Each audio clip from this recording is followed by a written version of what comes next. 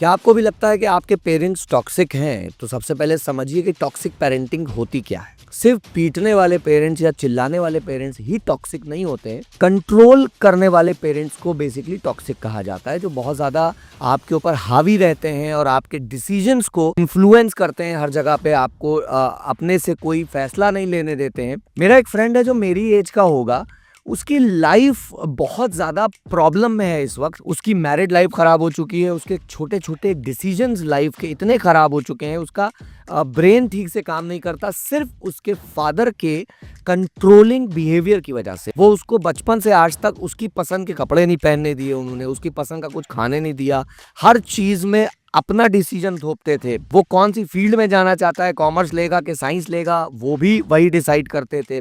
वो कौन से स्पोर्ट्स में जाएगा, वो भी वही डिसाइड करते थे। वो भले ही आज हमारे ही सेम एज का है, लेकिन उसकी डिसीजन मेकिंग इतनी खराब हो चुकी है कि आज वो अपनी लाइफ को बर्बाद कर रहा है। तो ऐसा आपके साथ ना हो, इसके लिए आपको कुछ चीजें जाननी जरूरी है। देखिए, अक्सर देखा गया है कि पेरेंट्स कई मामलों में सेल्फिश हो जाते हैं। वो चाहते हैं कि बस वो जो सोच रहे हैं, उनकी जो थिंकिंग है, जो वो डिसाइड कर रहे हैं, वही सही होता है। और मोस्ट ऑफ द टाइम उनकी जो थिंकिंग है, जो वो सोचते हैं, वो उनके आसपास रिश्तेदार, उनका फ्रेंड सर्कल, जिन लोगों के बीच में वो उठते बैठते हैं, उससे इन्फ्लुएंस रहता है। फॉर एग्जाम्पल, वो किसी एक बच्चे को देखते हैं जो उनकी नज़र में आइडियल होता है, जो वो चाहते हैं कि मेरा बेटा या बेटी उसकी तरह बने। अक्सर आपने उनको कहते सुना होगा कि देखो उसके कितने अच्छे मार्क्स आए, या वो किस तरह से रहता है। आप उस चीज़ को सुन के फेड अप हो चुके होते हैं, क्योंकि आप चाहते हैं कि आप एक इंडिविजुअल हैं और आपका डिसीजन आप ही का रहे और आपकी एक यूनिक पर्सनालिटी रहे, जिस तरह से आप रहना चाहते हैं। लेकिन आपके पेरेंट्स चाहते हैं कि आप शर्मा जी के बेटे की तरह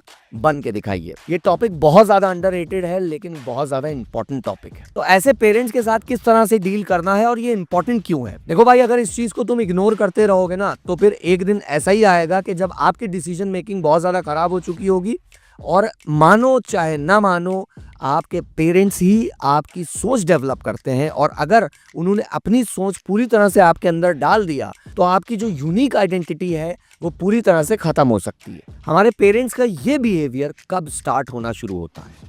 जब आप धीरे धीरे अपने क्लासेस में बढ़ते हो, जब आप 7th 8th में पहुंचते हो, तब आप रियलाइज़ करते हो कि आपके पेरेंट्स किस तरह से आपके डिसीजंस को इन्फ्लुएंस कर रहे हैं, जिस वक्त आपकी खुद की सोच डेवलप होना शुरू होती है। बेसिकली जब आप सोचने समझने की ताकत रखना शुरू करते हो, और धीरे धीरे जैसे जैसे आपकी खुद की सोच डेवलप होना शुरू होती है, आप एक्सपीरियंस करने लगते हो लाइफ को, वैसे ही पेरेंट्स अपनी चीज़ें आपके ऊपर थोपना शुरू करते हैं, और फिर आपके थॉट्स की लड़ाई शुरू हो जाती है। और आप इसमें कैसे बच सकते हो और किस तरह से अपनी लाइफ का कंट्रोल अपने हाथ में ले सकते हो? सबसे पहले तो आर्ग्यूमेंट करना बंद कर दो और पेरेंट्स को साइलेंट ट्रीटमेंट दो। आपने देखा होगा कि जो भी आपका भाई बहन जो भी सबसे ज़्यादा कम बोलता है, उसकी घर में सबसे ज़्यादा चलती है। उसकी वजह यह है कि जितना ज़्यादा आप आर्ग्यूमेंट करोगे, उतना ज़्यादा अपने पेरेंट्स की नज़र में बुरे बनते चले जाओगे, और जितना ज़्यादा बुरे बनते चले जाओगे, उतना ज़्यादा वो आपके डिसीजंस को गलत समझना शुरू करेंगे, भले ही आप कितना ज़्यादा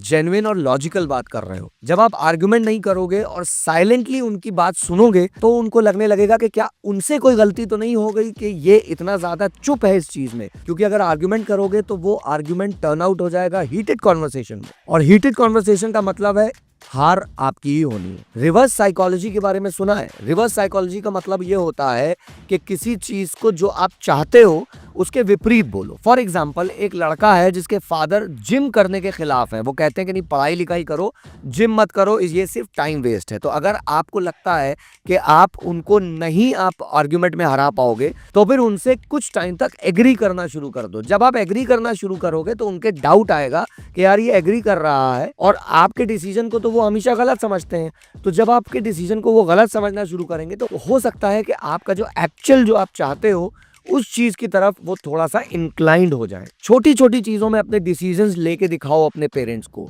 उनको लगना चाहिए कि हाँ, आपकी डिसीजन मेकिंग भी अच्छी है। अक्सर हमारे पेरेंट्स हमको बहुत ज्यादा भोला, नाइव समझने लगते हैं।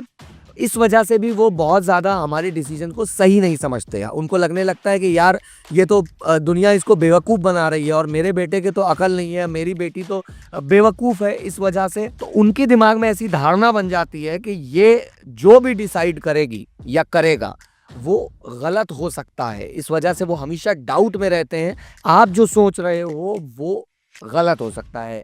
तो छोटे छोटे फैसले लेके दिखाओ उनको, भले ही कभी झूठ बोल दो, कुछ स्टोरी बना दो, लेकिन उनको इस तरह से दिखाओ कि हाँ आपकी डिसीजन मेकिंग पावर बहुत अच्छी है, यहाँ पे ज्यादा लोगों के डिसीजन गलत थे लेकिन मेरा डिसीजन सही था। आपको ध्यान देना शुरू करना पड़ेगा कि वो किसकी सुनते हैं, वो किसके इन्फ्लुएंस में आते हैं। देखो भाई, हमारे पेरेंट्स की सोच जो आती है ना, वो प्योरली उनकी खुद की नहीं होती है। वो जिस सराउंडिंग में बैठते हैं, वो अपने किसी फ्रेंड से या किसी चाचा मामा या बुआ, कोई ना कोई की बात बहुत ज्यादा सुनते होंगे। आप अपनी बात डायरेक्टली अपने से ना कह के आप उनसे कहलवा सकते हैं कि जिसकी वो सुनते हैं। अक्सर पेरेंट्स हमारे मुंह से जब कोई बात सुनते हैं तो वो बात उनको गलत लगने लगती है, लेकिन जब वो किसी और से वो बात सुनते हैं जो लगता है उनको कि हाँ ये व्यक्ति बहुत समझदार है, उनकी बात को वो ज्यादा इंपॉर्टेंट समझते हैं और समझते हैं कि हाँ ये कह रहा है तो सही है, लेकिन अगर ये कह रहा है, मेरा बेटा या बेटी कह रही है, तो वो बात गलत है। तो इसलिए देखिए कि किस सोर्स से आप अपनी बात मनवा सकते हैं। मैं ये नहीं कह रहा हूं कि माई लाइफ माई रूल वाली जिंदगी जियो, मगर अगर आप 100% पूरी तरह से डिपेंडेंट हो जाएंगे कि आपके पेरेंट्स किस तरह से सोचते हैं, तो जरूरी नहीं है कि आप सही व्यक्ति बन के निकलो, क्योंकि हमारे पेरेंट्स भी इंसान हैं। जरूरी नहीं कि उनके डिसीजन सारे सही हों, वो जिस तरह से आपके लिए सोच रहे हों वो सही हो। उनको नहीं पता कि आपको साइंस में कामयाबी मिलेगी, कि आप कॉमर्स साइड में ज़्यादा सक्सेसफुल होगे। उनको नहीं पता कि आपके लिए कौन सा कोर्स ज़रूरी है, आप किस में ग्रेजुएशन करोगे, किस में नहीं करोगे, आपके लिए MBA इंपॉर्टेंट है कि नहीं इंपॉर्टेंट है। वो तो सिर्फ शर्मा जी के बेटे को देखेंगे कि हाँ शर्मा जी के बेटे ने ये किया था, वो निकल गया और देखो कितनी बड़ी IT कंपनी में जॉब कर रहा है, तो वो चीज़ उनके लिए बहुत इंपॉर्टेंट और अच्छी हो जाती है। तो वो चाहते हैं कि नहीं मेरा बेटा भी वो उसी टेम्पलेट के साथ अपनी लाइफ जीते हैं कि हाँ ये होता है तो ये सही है, ये होता है तो ये गलत है। आप एक डिफरेंट टाइम में पैदा हुए हो, आपकी प्रायोरिटीज अलग हैं, आपकी नॉलेज अलग है। तो मैं यहाँ पे बिल्कुल ये नहीं कह रहा हूँ कि आप अपने पेरेंट्स की मत सुनो, आप अपनी पेरेंट्स को बहुत ज़्यादा इंपॉर्टेंट रखो, सबसे टॉप पे रखो, लेकिन अपनी लाइफ का कंट्रोल अपने हाथ में रखो। क्योंकि आपकी मम्मी भले ही बहुत अच्छा गाजर का हलवा बना लेती हो, लेकिन ज़रूरी नहीं है कि वो आपको बता पाएँ कि आप लाइफ में क्या करो। आपके फादर बहुत अच्छी मार्केटिंग की समझ रखते हो, लेकिन ज़रूरी नहीं है कि वो आपको क्रिएटिव एडवाइस दे सकें या फाइनेंशियल एडवाइस दे सकें। कहने का मतलब यह है कि जिस फील्ड में जो अच्छा होता है वही एक अच्छी एडवाइस दे सकता है एक बच्चे को, ना कि वो कि जो उससे सबसे ज़्यादा क्लोज है या ब्लड रिलेशन में है।